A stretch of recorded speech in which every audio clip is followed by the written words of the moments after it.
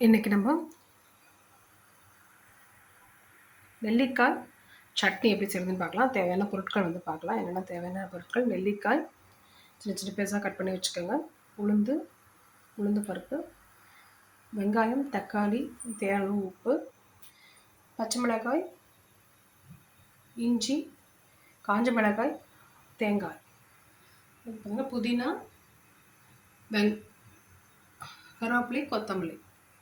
நல்லா காஞ்சிருச்சு. இப்போ வந்து நல்லெண்ணெய் ஊற்றிக்கலாம். காஞ்சோன்னா முதல்ல வந்து உளுந்த பருப்பு, காஞ்ச மிளகாய், பச்சை மிளகாய், இஞ்சி போட்டு நல்லா வதக்கணும். நெல்லிக்காய்,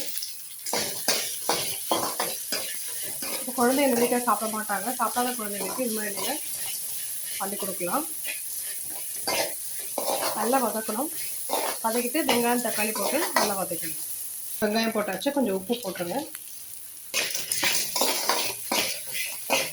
தக்காளி போட்டாச்சு, தக்காளி போட்டு நல்லா வதக்கி தக்காளி போட்டு நல்லா வதக்கியாச்சு. இப்போது கருவேப்பிலை, கொத்தமல்லி, புதினா இது எல்லாத்தையும் போட்டு நல்லா வதக்கணும். சில குழந்தைங்கள்லாம் வந்து இந்த கருவேப்பிலை, கொத்தமல்லாம் சாப்பிட மாட்டாங்க.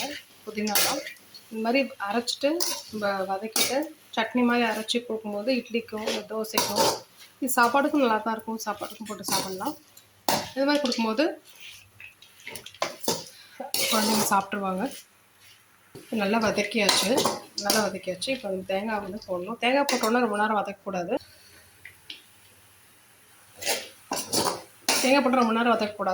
இப்போ ஆஃப் பண்ணிவிட்டு அது சூட்லேயே அது வந்து சரியாயிடும். ரொம்ப நேரம் வதக்க வேண்டாம். இப்போ ஆஃப் பண்ணிடலாம். ஆஃப் பண்ணிடலாம். நல்லா ஆறணும். ஆறினப்புறம் நம்ம கொஞ்சம் தண்ணி ஊற்றி சட்னி மாதிரி அரைச்சிக்கலாம். இட்லி வந்து வெந்துட்டுருக்கு. இட்லி வந்தாலும் நம்ம எடுத்துடலாம். தனியாக பிளேட்டில் கொட்டி ஆற விடணும். ஆறினப்புறம் அரைச்சிடலாம். தேவையான தண்ணி ஊற்றி அரைச்சிக்கலாம்.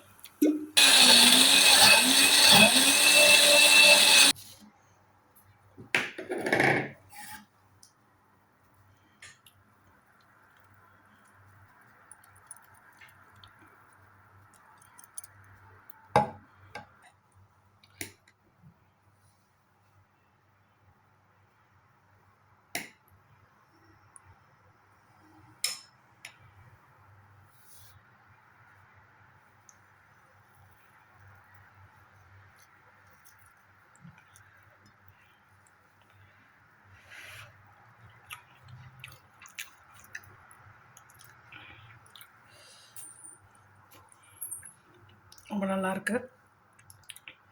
உப்பு வேண்டவங்க அதுக்கப்புறம் நீங்கள் பார்த்துட்டு ஆட் பண்ணிக்கலாம். இதில் உப்பு வேணால் கரெக்டாக தான் இருக்குது. கொஞ்சம் காரம் அதிகமாக இருக்க மாதிரி இருக்குது. நம்ம வீட்டில் காரம் சாப்பிடுவாங்க. ஓகே. ஸோ நீங்கள் காரம் உங்களுக்கு கம்மியாக இருக்கவும் காரம் வந்து கம்மியாக பண்ணிக்கோங்க. ரொம்ப நல்லாயிருக்கு.